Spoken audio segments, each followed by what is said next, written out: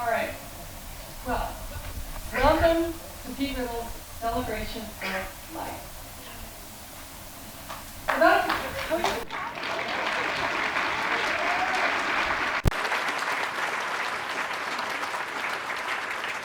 He'd love that.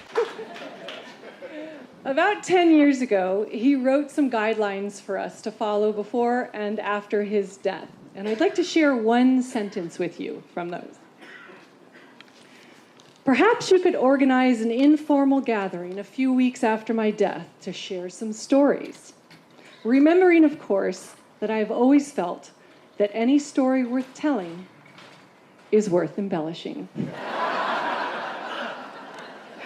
No surprise that he took a difficult topic and made it entertaining. Also, how wonderful for us that we have a call to action. So I'd like to invite you during the reception to videotape a story that we can post on the website, introduce yourself to someone new, or find a family member and help us know this man we love so much through your eyes.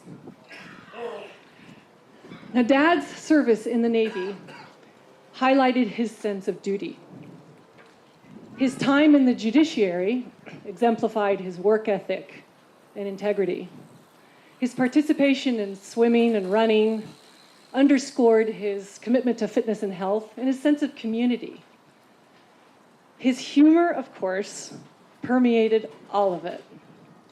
We, as his family, were fortunate enough to enjoy these qualities daily throughout our lives. But there was more. I remember a few years ago, I did something for a work assignment that I thought he might not approve of.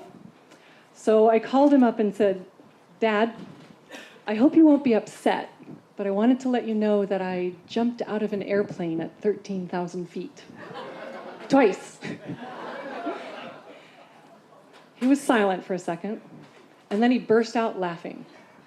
And he said, the Navy SEAL in him said, "Well, I guess I can't say anything to you about that." And that was the beauty of this man. There was no hypocrisy. His sincerity was pervasive, and it was genuine. Now, when you have a man like Pete for a friend, or for a father especially, there are times in your life when you might think that whatever you're doing isn't quite enough. But that was never his perspective. He truly appreciated every person's unique contribution. And he celebrated those pursuits, no matter how different they were from his own.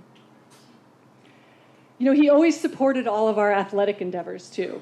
So when I was 16, I ran my first marathon, and I spotted him out there at mile 20, eating a donut and cheering for me, "Hello, how are we doing here?" And I said,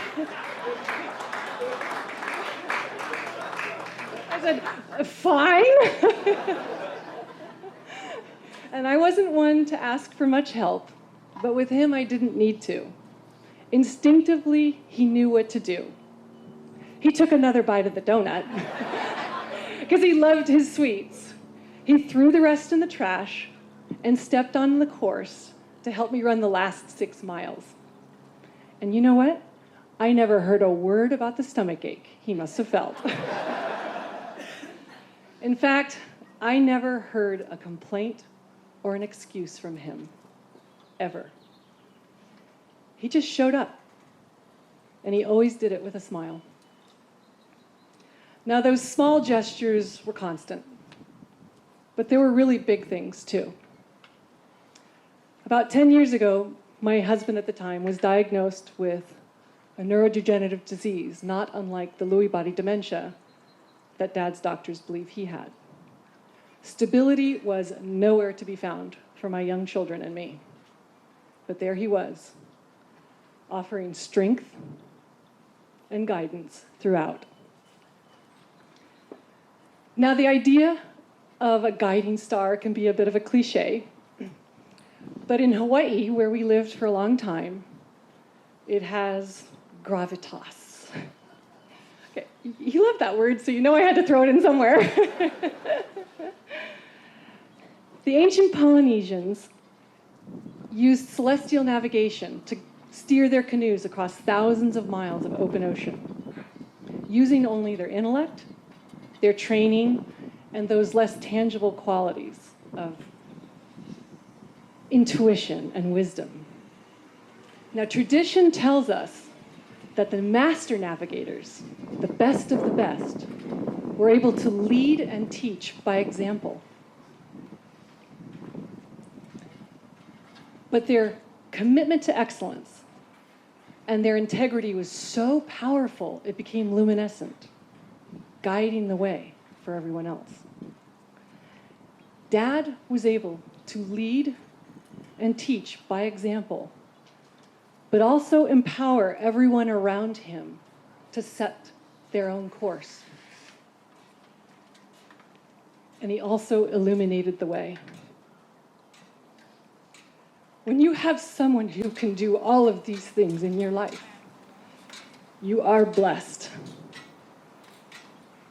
And Dad will always be that blessing for me. I'd like to thank you all for being his friend and for being with us today.